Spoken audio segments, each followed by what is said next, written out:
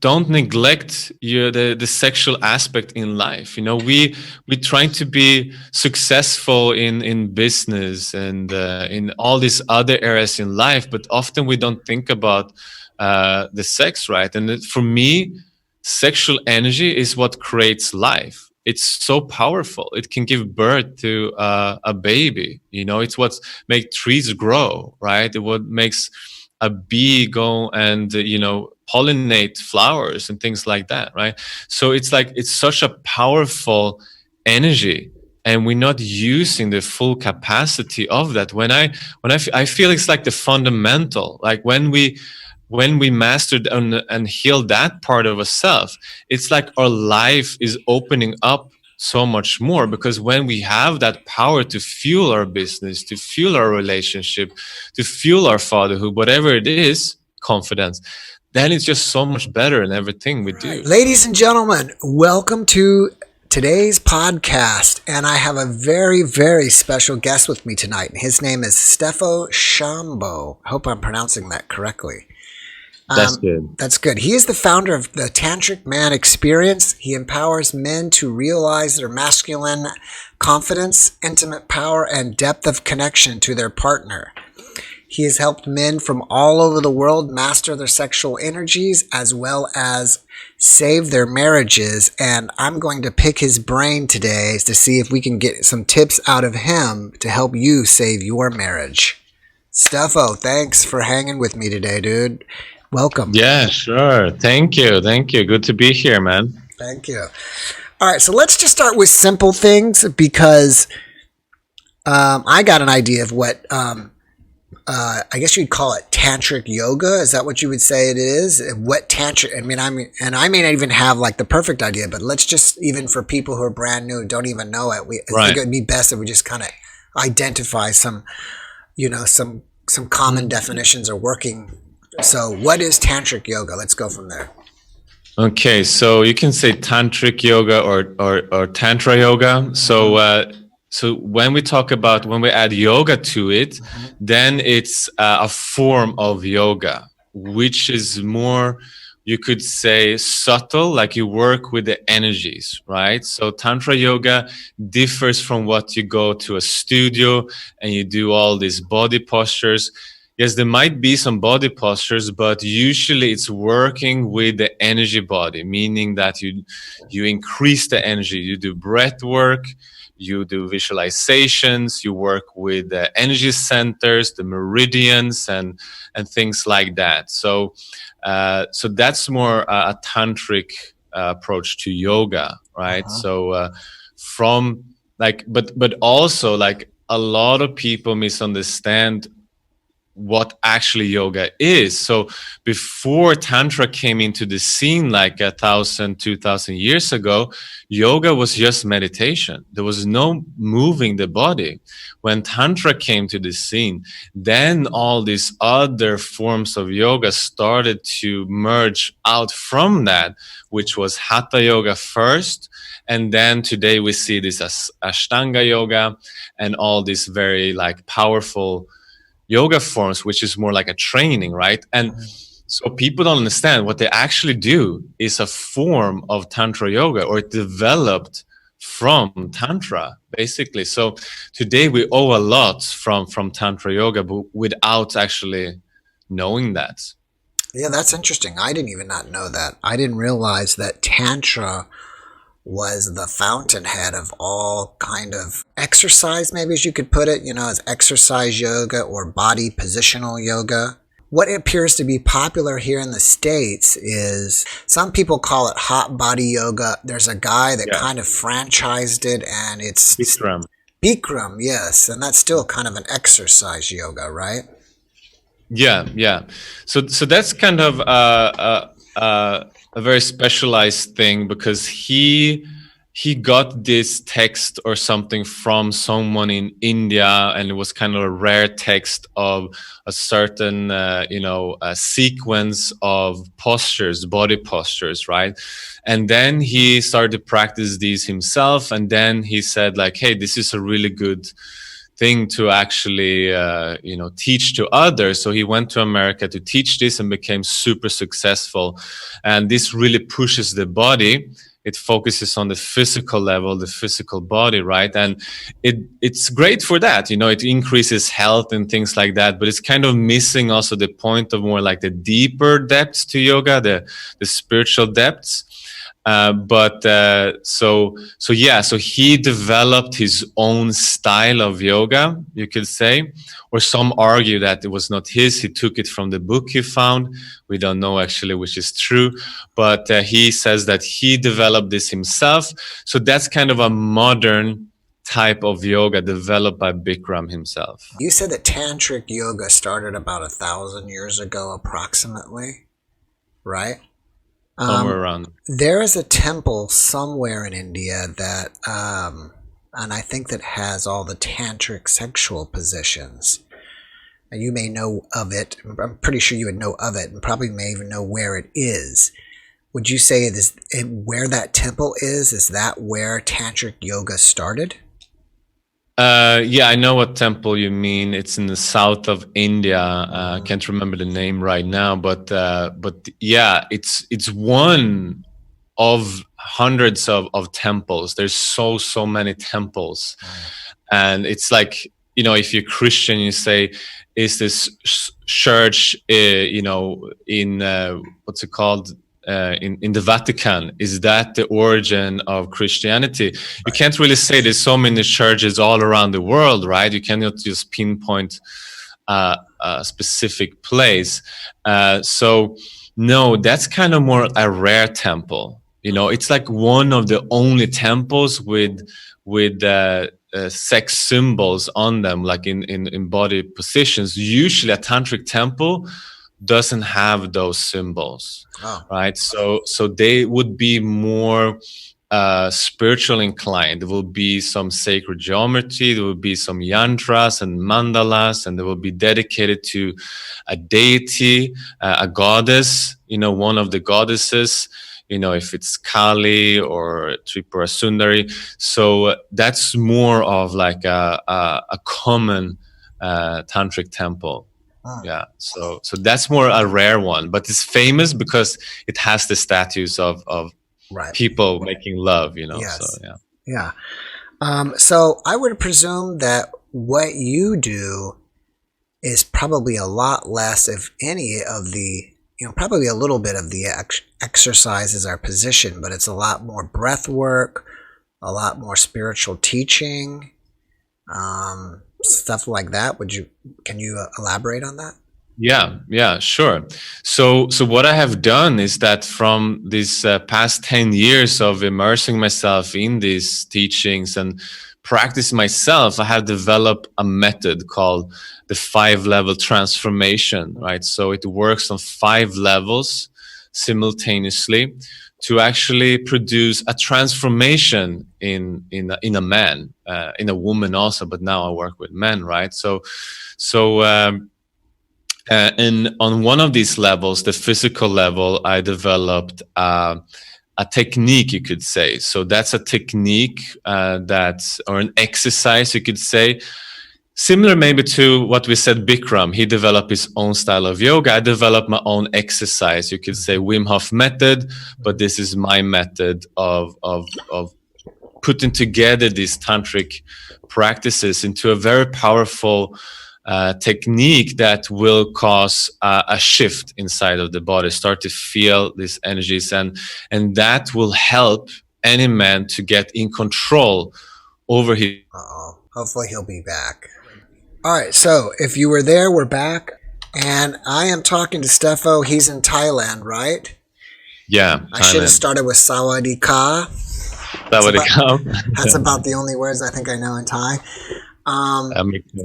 And we were speaking about the 5, how did you level transformation? 5 levels of transformation. So let's start that again. The 5 levels of transformation. Yeah, so that's the method I use to induce this transformation, right? So the physical level is that technique, that methods, kind of like Wim Hof has his method, right? And this is my method to produce this control or master over sexual energy, so we can overcome all these like dysfunctions that we might struggle with. There might be, premature ejaculation, erectile dysfunction, not lasting long enough, or anxiety, performance anxiety, So when a man takes control over this, automatically he will feel more confident. It's not about ego. It's just about him feeling good about himself and not being a slave to his body and saying like the body decides, but then he feel bad about not being able to be in that control, or maybe the relationship or his sex life is suffering because of that, because he doesn't feel he satisfy his partner. And a lot of women are very supportive in this, but also many times women are supportive without actually saying what that they really do feel not maybe 100% satisfied in the bedroom and things like that. Right.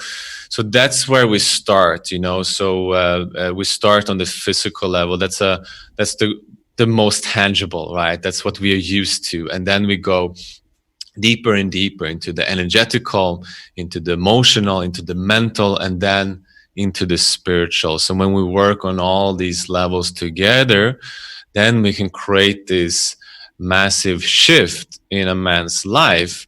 And that it doesn't matter what the woman is interested in, if she's supportive of this or not, or believe in Tantra or not, or it doesn't really matter, because when one part of the relationship changes, it's like a mirror to the other. So sooner or later, they will, be changed as well, and meet on that level. So that's why I'm always saying, it only takes one person to fix a relationship. There's this myth, that both people need to work on it. Both people need to go to a therapist for years and years. Otherwise, it doesn't work. But no, I see again and again that that's not true.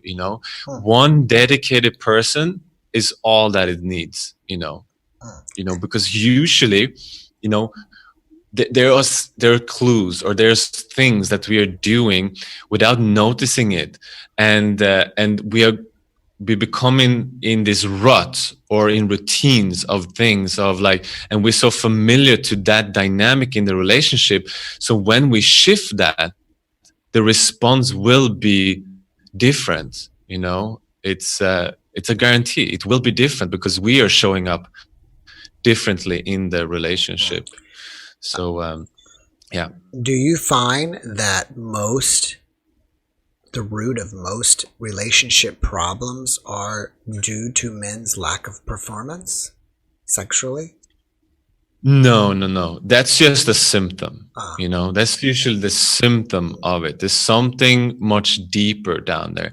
That's why I'm saying that's the first level, but there's 5 levels here. I don't, one answer for everything. I don't think talk therapy, is enough. It only works on the mind. It's just like, repeating all the trauma, all the bad things that are happening, and then you're going to talk about them again and again. It's kind of like a self-fulfilling prophecy. And I don't think that's enough. It has its place and is great, but we need to include everything. So usually, let's say erectile dysfunction can either be like you're obese or have diabetes, but usually that's not the case. Most people, like 90%, it's a problem with the psyche. It's a mental issue with their mindset, right? Yeah. So it's an anxiety. There's something.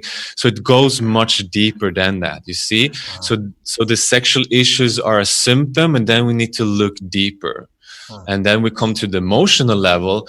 There we need to dive into the shadow of like how much emotions have we bottled up throughout this marriage, or even from childhood. Like science now tells us that there's literally no adult person that goes from boyhood to manhood without having some type of trauma or being hurt that we carry with us. So if we don't deal with these things and, work with our shadow and trauma and pain and emotional luggage and tension, that's bottled up there, that also adds to these things. Maybe, the anxiety that maybe produces the erectile dysfunction, for example. So that's another can lead down to the emotional level.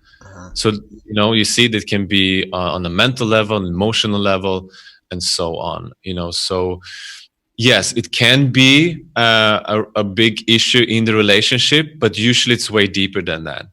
Yeah, it's very interesting because erectile dysfunction is big business, at least in the United States. I mean, at least as far as marketing goes, because you hear advertisements on the radio and you see it on television. I mean, it is so common now. I always figured it was either people that were on too much medication, that somehow biochemistry messed them up, or over obesity or diabetes, like you mentioned. And one thing that makes me curious is this something that's been going on for a lot longer than, hundreds of years, and just maybe they've come up with a medication, so that's why it's advertised now? Or have people changed and more people are becoming affected by this in recent times?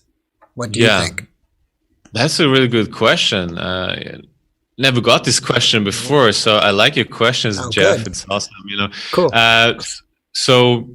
So yeah, I mean, I think there's a few things there. One is that now we are a little bit more open to talk about sexual issues. I think a few generations ago, there was maybe a little bit more taboo around that, even though I still think there's a lot of taboo around sex today, but there's a little bit more openness to talk about these issues, And another thing is that I feel that our relationship have changed, when maybe 2 generations ago, it was more a contract, like I will support you financially and you will be my housewife. It was that was the contract. And a lot of these contracts that you stayed, not necessarily because of out of love, but just because surviving in that time, in that world, you needed another person to be able to survive. So it was more like a contract, right? And that was the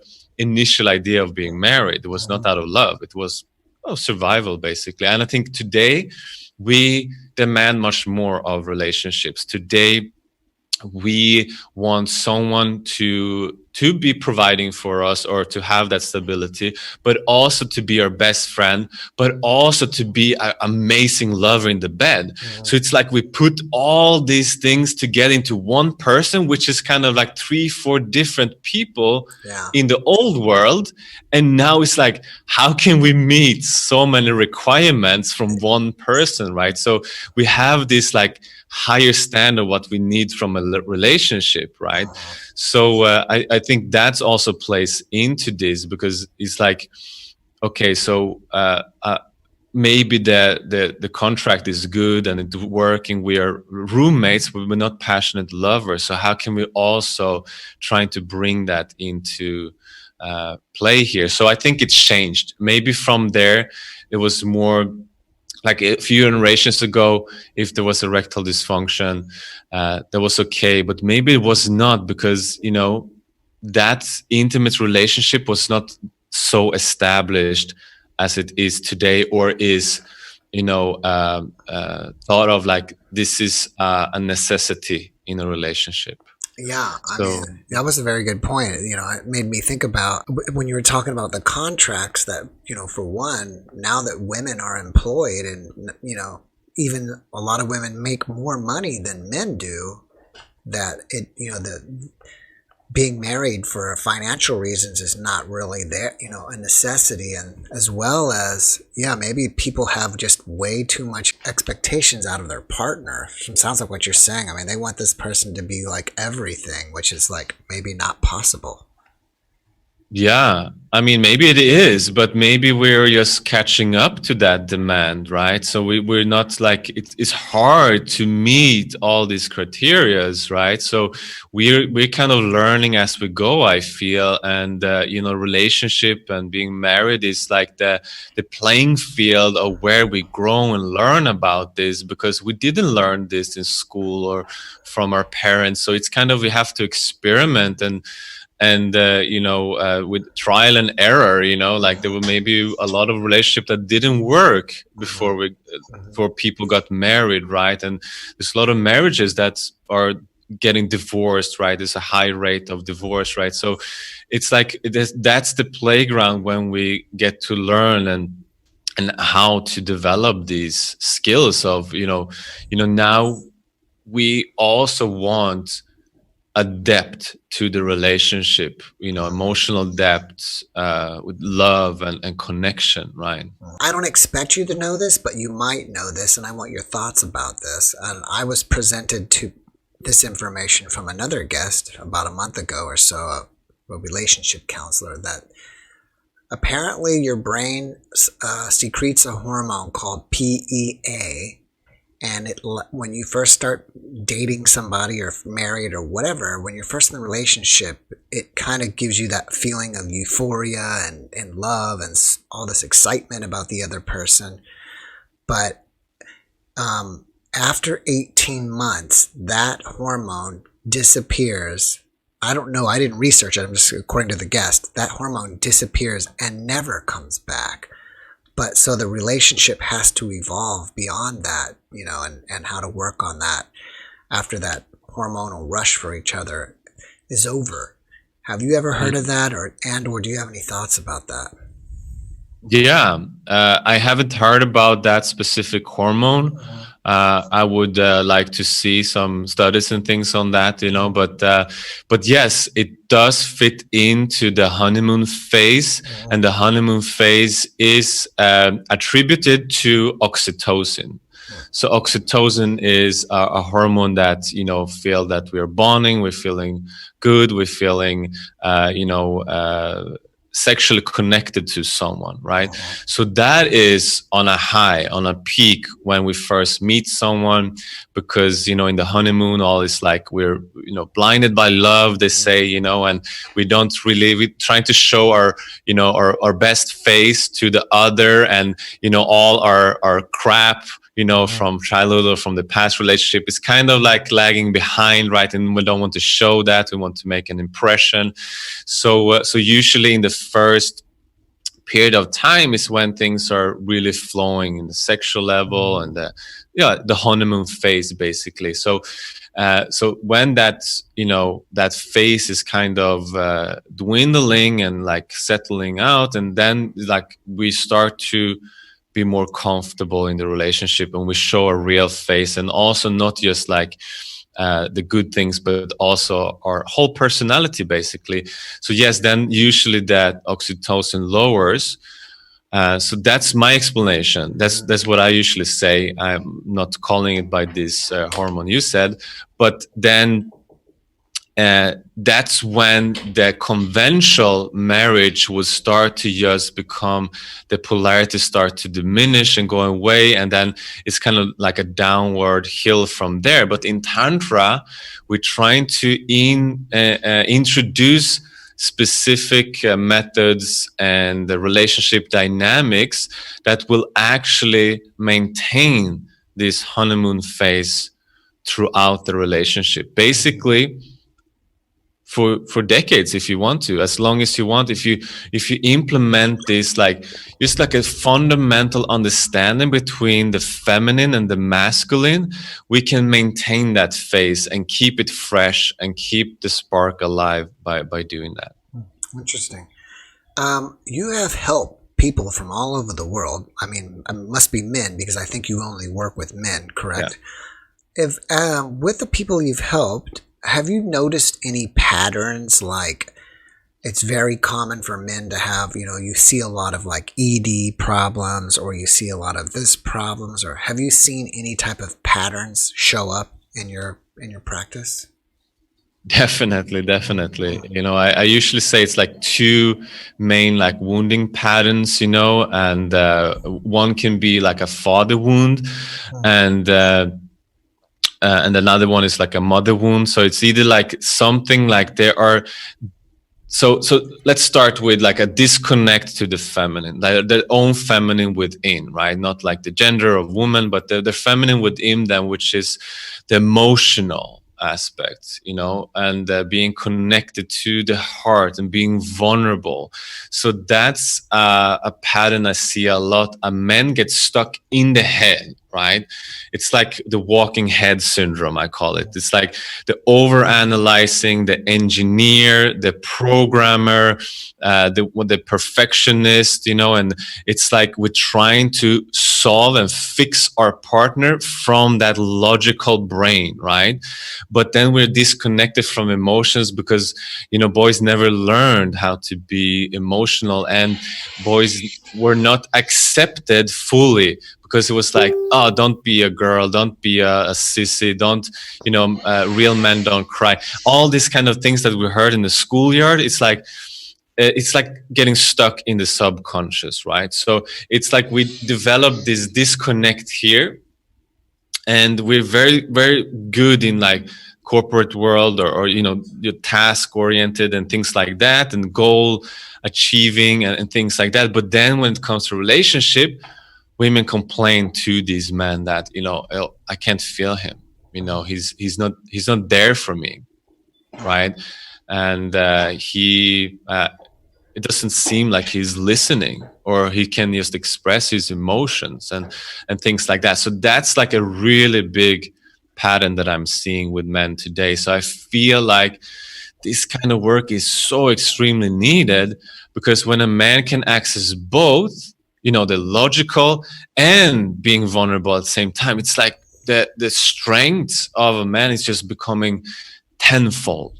It's just so much power in whatever he's doing. I see like the business started to flourish. It's like money started to pour in, because now he's showing up more fully in the world. So would you say that a man is blocking his emotional self, like just completely blocking it out so he doesn't have feelings?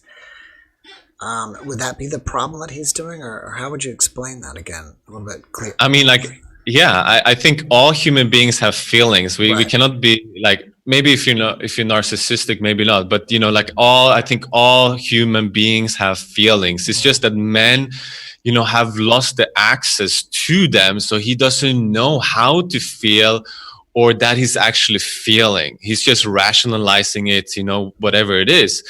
And by going up here and rationalizing it, you're already not feeling it, right? So the thing is that we don't know how to do it, and we have been conditioned to not to feel because it's wrong, right?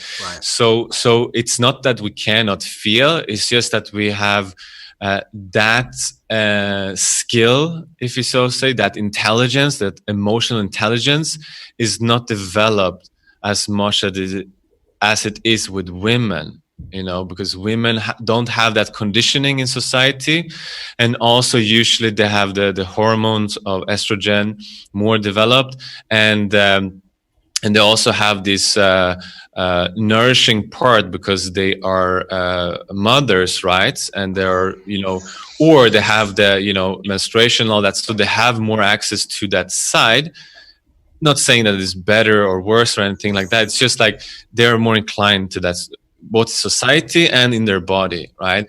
But it doesn't mean that men are not feeling. It's just that we haven't learned how to yet. I wonder if that's just something that we've kind of learned over hundreds, thousands of years, just as a survival. You don't want to appear weak in front of other men in case you have to fight them, or whatever.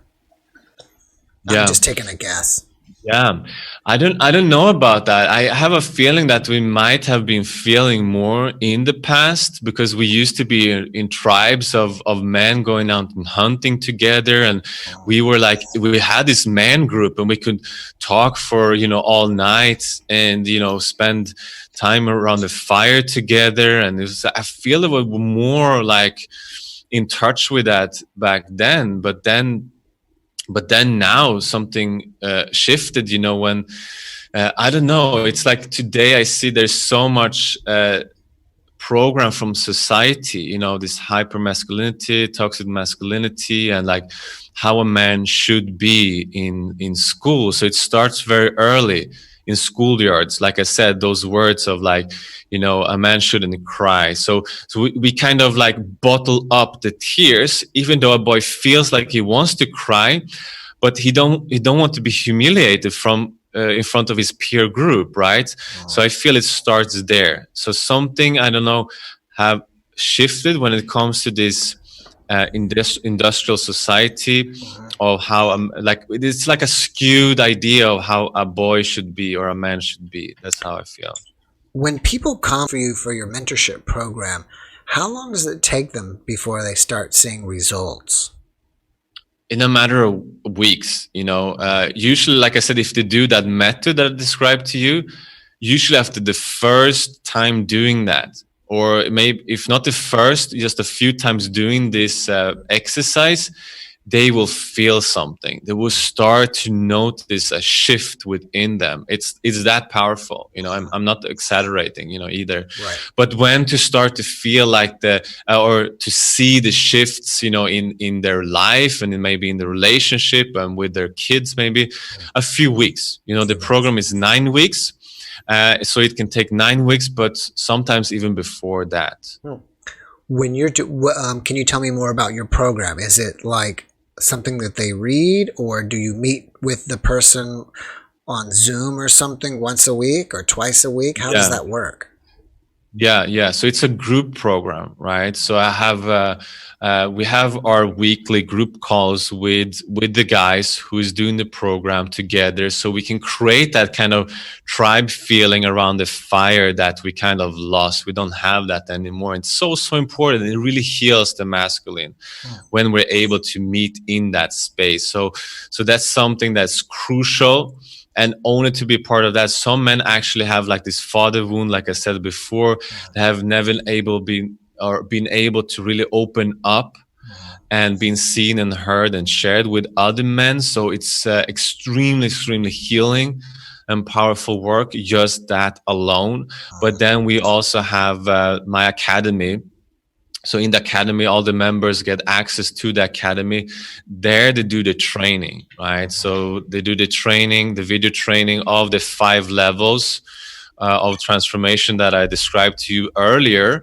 So they can get that initiation. A lot of men didn't get the initiation of like, how to show up in a relationship, how to access our emotions, like how to deal with sexual energy, right? So it doesn't just like explode in a few seconds and things like that. So we had a training part, we have the live part to it, and then I'm there to coach. I have also my team of coaches that's there for them one-on-one when they need extra help and go deeper. That's interesting. Can you give me an example of, you gave me kind of like the father wound. Can you give me an example of like the mother type of wound? Yeah. So a mother wound would be that,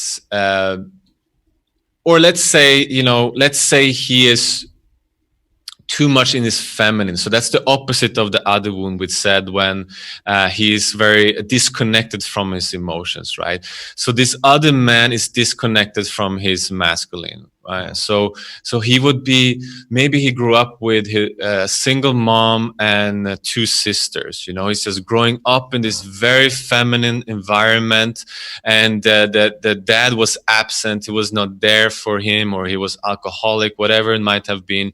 It doesn't need to be. It's just an example.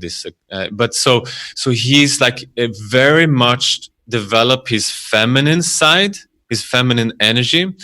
And so he's very good in talking. He can talk for a long time, and he is like, he is more emotional aware, but he doesn't have this directness in life. He's like blown by the wind. He doesn't know what he wants to do with life, and he's suffering because of it. He cannot maintain a relationship because that polarity is not there. The woman wants the man to kind of lead and just to be there, to hold her, but he is also in his feminine, and his woman is in his feminine. So it causes this disconnect between them, because there's no polarity there anymore. So in that case, he needs to learn how to, not only be in his feminine, but also develop this other side of, being focused, being disciplined, having the willpower, and just exude that masculine energy as well. So that would be the opposite of what we said before. So that's the kind of 2 directions I usually see it's going. It's like depending on what happened in our childhood, me included, everyone, right? We usually go in one way or the other, but those two ways can look very, very different from person to person. Right. Nothing is a quick, easy fix. As you said, the 5 levels of way you need to change. Can you give any tips, just simple tips that could possibly help a man save their marriage? It's a big question, right? Give me some free advice that I can try at home and see if it works. And if it doesn't work, this method is it's not working, right? So the thing is, why I have it 9 weeks is because that's kind of like a minimum I want to give to my clients to really have that shift, and then to see for real that this is working. So I'm usually a bit cautious about giving free advice because they can go home and try it and then it doesn't work, or they kind of, when it comes to sexual performance, they can actually injure themselves. Because I recommend people to I would not say to like control their ejaculation, but at least like start to ejaculate less often, because I feel like a lot of our power is kind of like going down the drain, so to speak. Like we ejaculate way more than we've ever done in history, and now with the porn, it's like some people do it once a day even, or several times a week. And for most people, they feel depleted of energy afterward. It's kind of like we are losing our masculine essence, just ejaculating excessively. So the first thing I would do is trying to kind of, without getting obsessive with it, but trying to just diminish that so we can feel just a bit more energized. And then I would challenge you to just meditate every day for like 21 days, and just ask yourself like, what kind of thoughts do I have about my wife or about my partner? Really, on a day-to-day level, things that I don't say out loud, just that's in my head. What are the things that I say to myself about my partner? Maybe it's like, oh, she's always complaining, or she's so dramatic, or why does she never take out the garbage, or like whatever it might be. It's just like become aware of these things in the meditation. That's why I'm saying like sit and can you just be 5 minutes and contemplate these things, like what is going on inside, because what we think about is what we attract, right? So if we all the time have negative thoughts about our partner, of course we're going to see them in a negative light. So we want to bring that into our awareness. So that's something we can start with easy. That's interesting. That's very good. Let me catch a question here. How do you get men to get past the initial embarrassment of even talking to a therapist like you?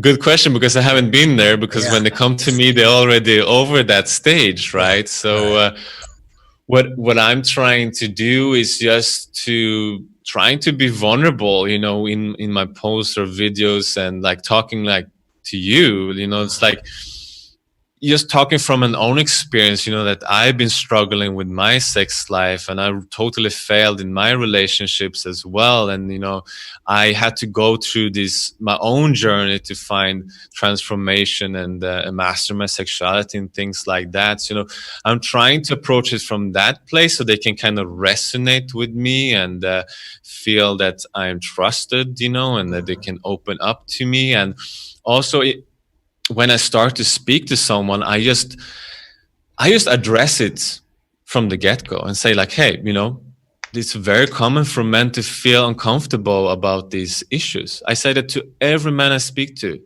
And I just want you to know that this is a safe space to share whatever is true for you in your heart, and you know that there's no pressure here for you to perform or to be anything. It's totally up to you. How does that sound to you?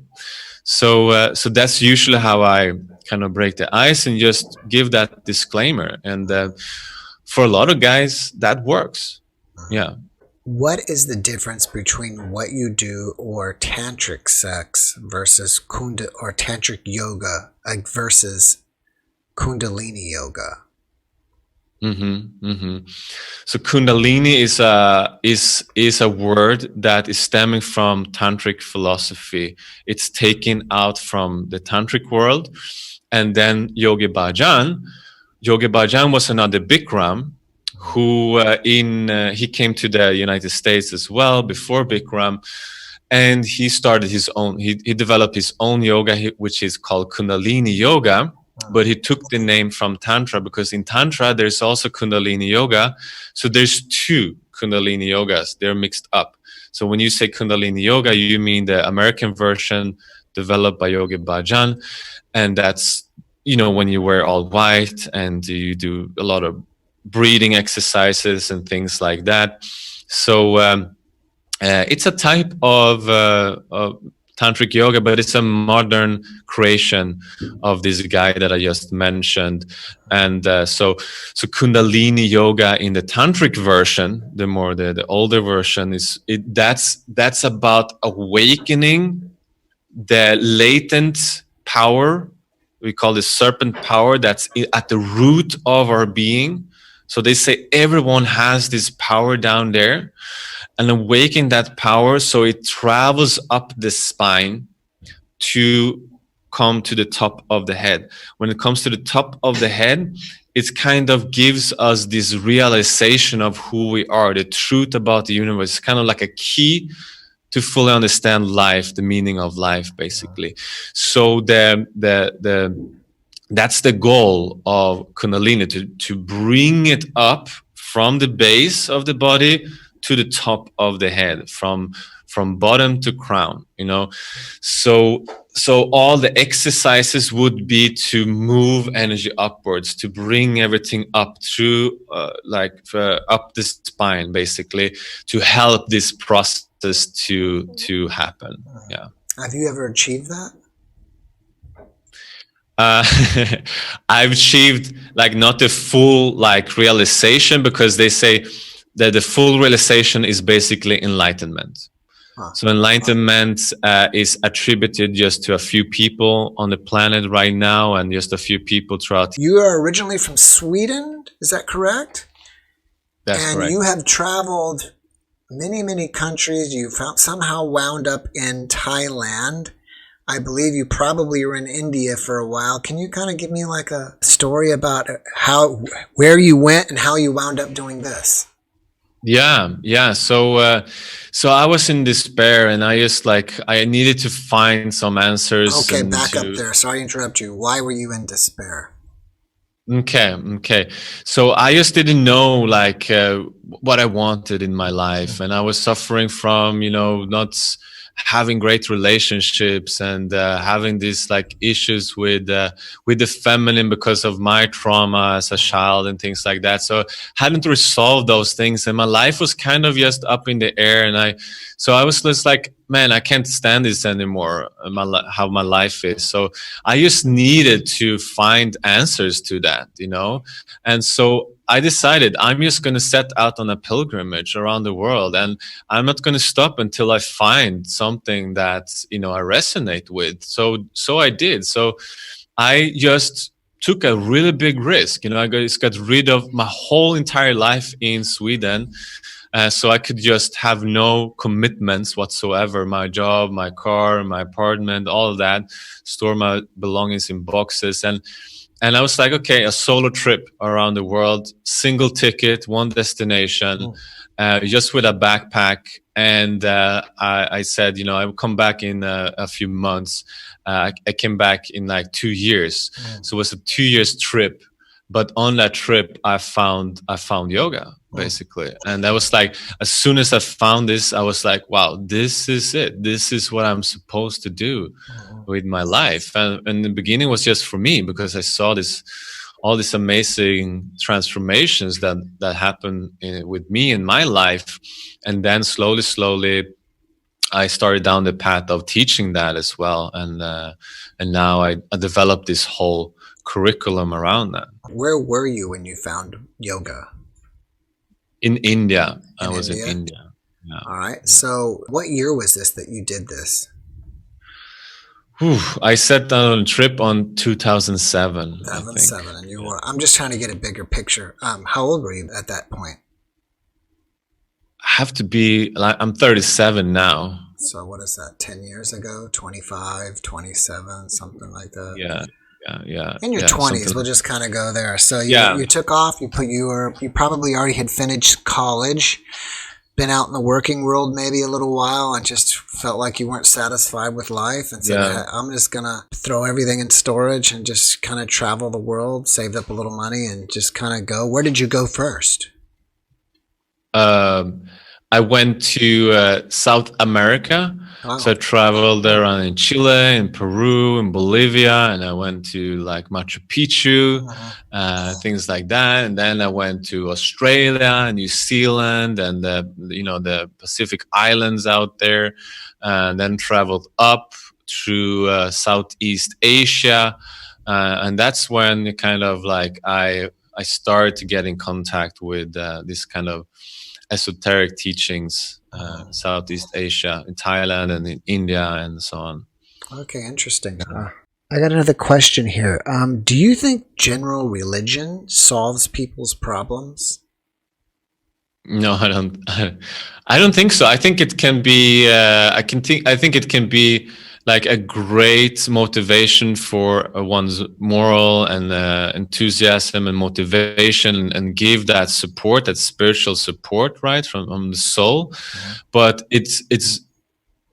face it, there's no like step-by-step system. It's not like a proven system. Do this and that, and within this time, this will be solved. Right. No, it's just like it's a fate. It's like it's just something you believe in, right? Mm-hmm. And it gives you strength. So I see it's great because we need strength. We need something to believe in this world. Yoga is not a religion, so it accepts all religion in that way.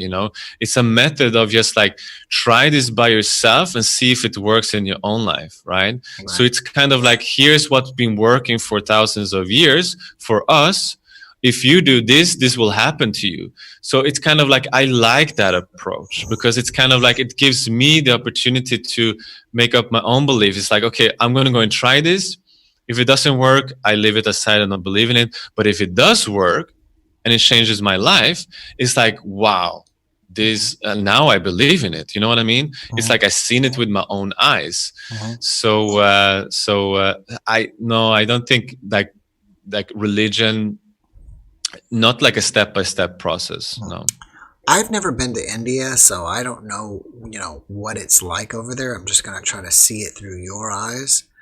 While you're there, or even if you went there now, does the general population practice yoga at all, or practice any type of meditation, spirituality, or they've become more Western and they just kind of look down on that like nobody does that anymore? How is the population there today? Really great question. I love this question, because I've been contemplating this a lot. And I was like, when I first came to India, it's like, I've been reading this book about yoga and how its origin from India. I was like, wow, it's going to be this mystical. I have so many expectations, but it's so far from that. It's so far from that. So they kind of, a big portion of the country still lives in poverty, right? And they still kind of longing for what we in the West, in Europe, in America have now, right? So they kind of striving towards just surviving, having comfort. We already had that. So we kind of now, like, we are in comfort and we're relaxed, and we're like, okay, what's this spiritual thing? What's this yoga thing, right? Mm-hmm. So it's kind of, the Westerners become more interested in yoga, and they becoming more interested in Western comfort, right? Mm-hmm. So it's a bit sad because it's kind of, their tradition is kind of being lost a little bit. But still, I would say on a general note, like, the Indians are way more open to spirituality in generality, but also they have this kind of like, they have a bit more heart opening the people, the culture is a bit more heart open, and they're like, yoga is still like a normal thing, like embedded, like it's like on television sometimes, on, you know, like every like broadcast in the national television and things like that. So it's still accepted. It's not so widely practiced as it used to be. And Tantra, after the invasion of the Muslims and the Brits, Christianity there, they kind of really made Tantra like a sin, you know, a sinful thing. So it became, now they adopted that mentality, and it's very, India today is very, what's the word I'm looking for? Conservative, right? So the sexual aspect is not there anymore. The tantric part of yoga is not there anymore as much. You can still find, you know, a few temples and things like that, but not as it used to be. Yeah. Yeah. In ancient times, they had some type of an amazing civilization there. I mean, I don't want to be making like they're not amazing now, but I mean, they had, you know, in those times, they had temples and beautiful architecture and very sophisticated architecture 1,000, 2,000 years ago, maybe even longer. So in ancient times, they were an amazing civilization. Do you study Hindu philosophy, or do you read the Vedas, or does the yoga that you practice have anything to do with Hinduism? And if not, is it something that is older than Hinduism? Yes, much older. Hinduism is our Westerners labeling their religion, because we need to have a word for it. The Indians never called it Hinduism. Now they adopted it, yes, because we have just like repeatedly said that to them again and again.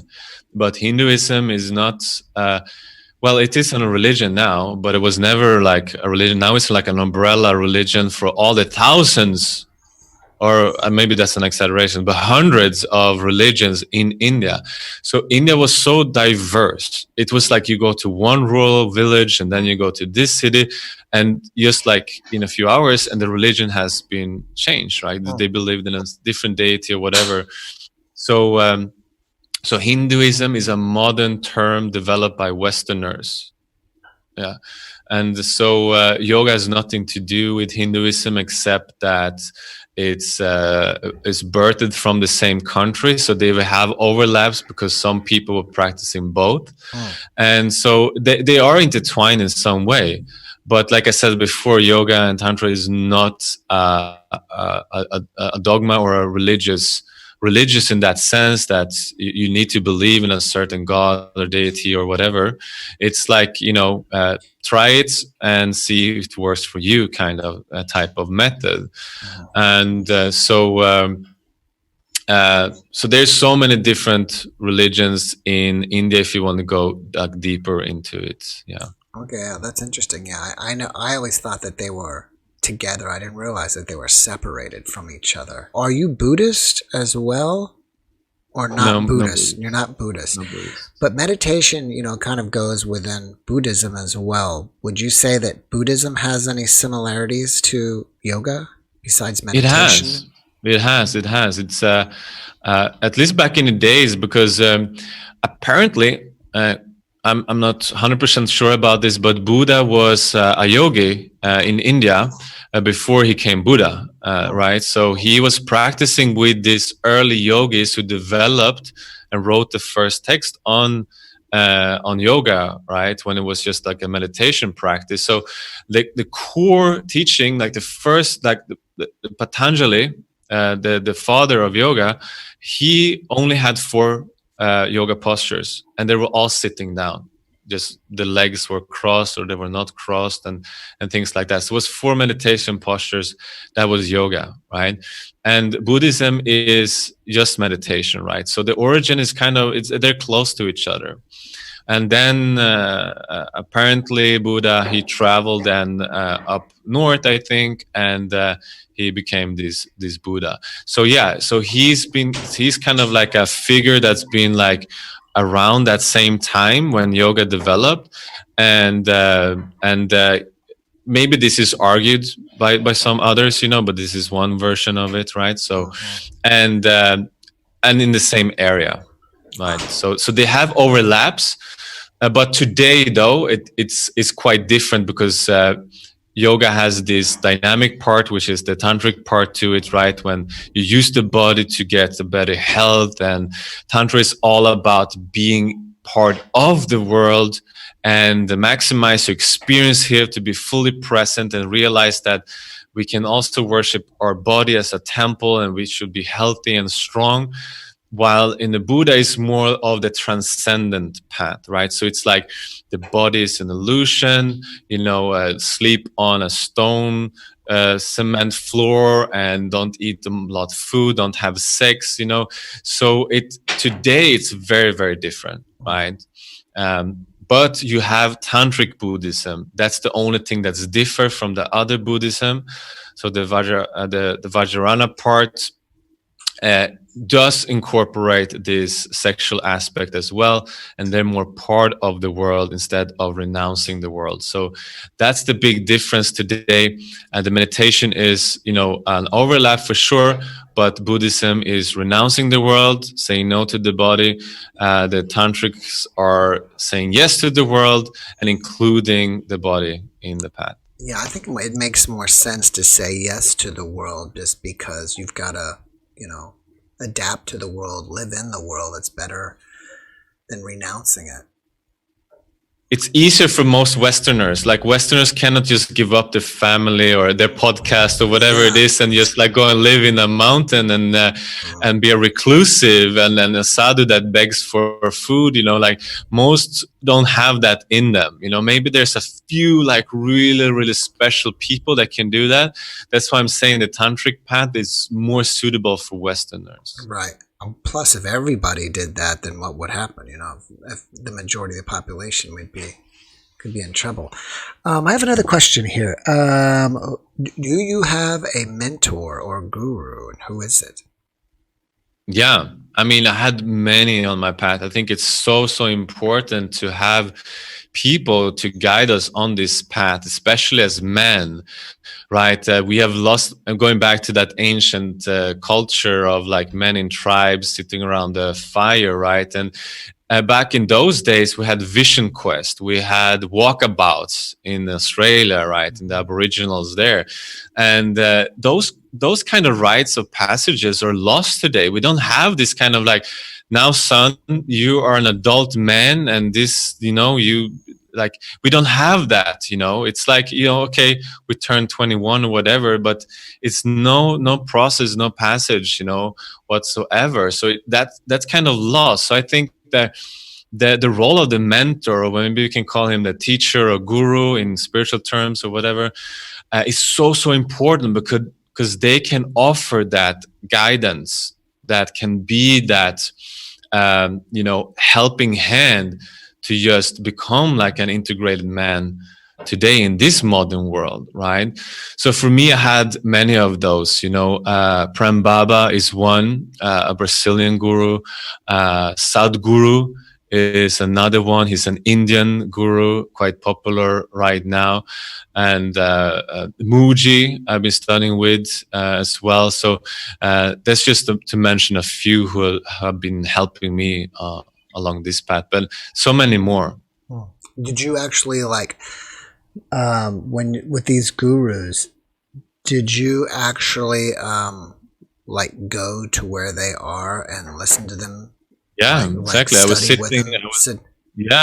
sitting with them. I was going to their ashrams, as it's called, or their a place where they conduct their seminars and things like that. And just being in their presence, to really feel that and get that transmission of their energy and their message. Interesting. I have another question here. Do you know of a guy named Osho, and what do you think of him? Yeah, of course. In this world, everyone knows about Osho, right? He's also a famous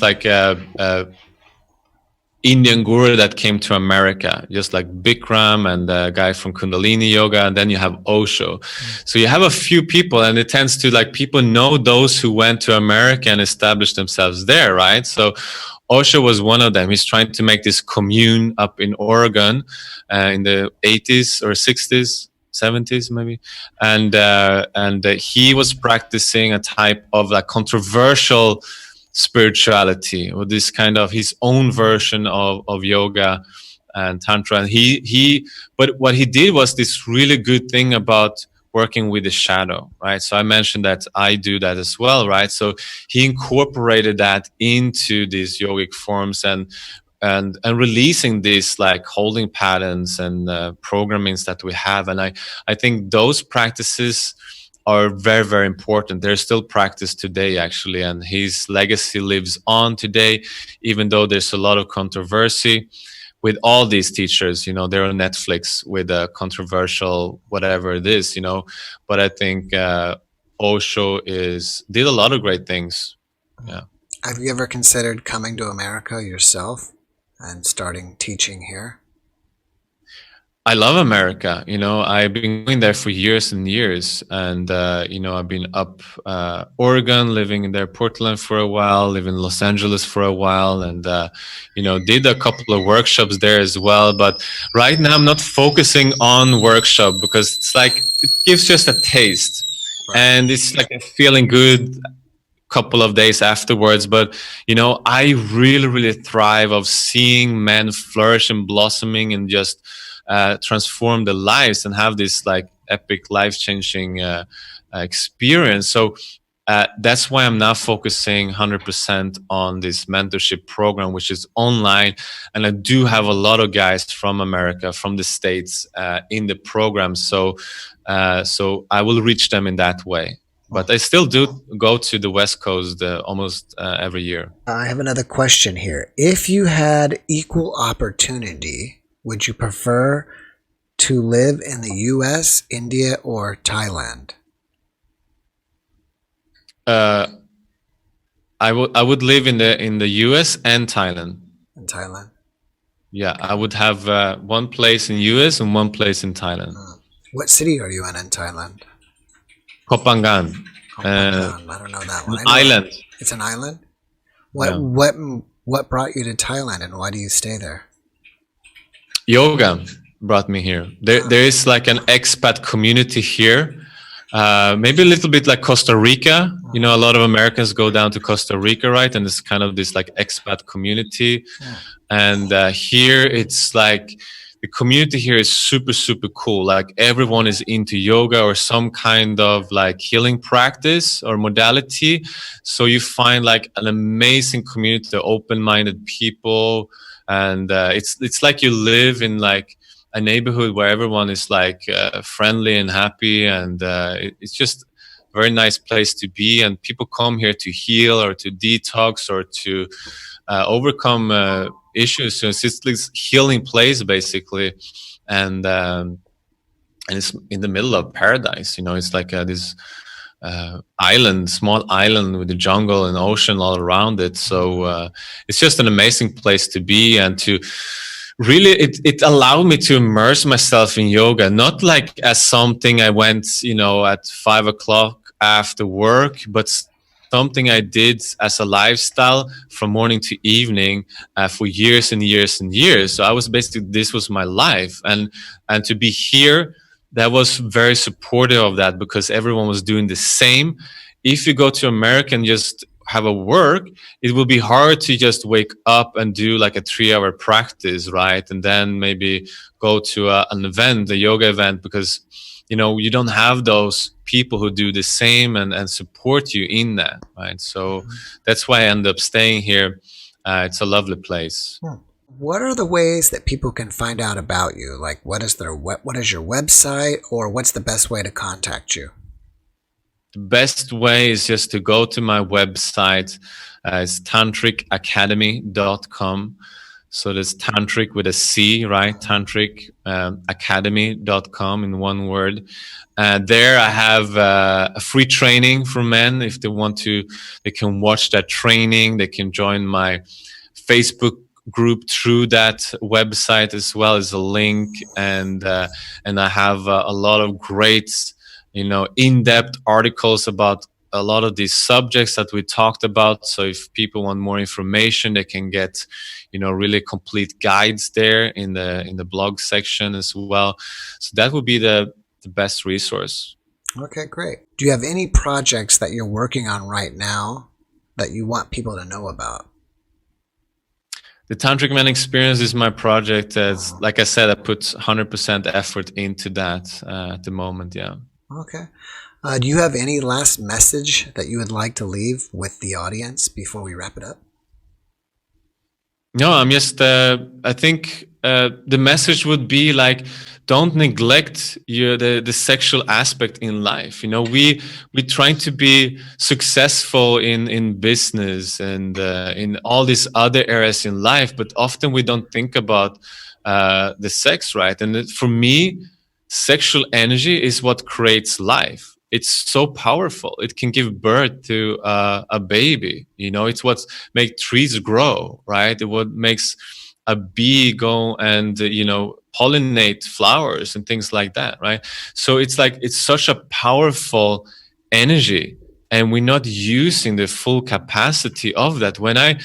I feel it's like the fundamental, like when we mastered and heal that part of ourselves, it's like our life is opening up so much more, because when we have that power to fuel our business, to fuel our relationship, to fuel our fatherhood, whatever it is, confidence, then it's just so much better in everything we do. So I feel that people need to also get over this taboo of talking about sex and working on it. Like we have coaches for everything today, but people are a little bit hesitant to get a coach for their intimate life, right? So I think that's so important, because what I see, it has so much power there to be collected, and we're not even using like 2% of that power as is, and we can start to tap into this, our life becomes so much more powerful. That's what I believe. Yeah, that's great. Steffo, thank you so much, man, for hanging out with me. I really appreciate it. I wish you massive success with your Tantric Academy.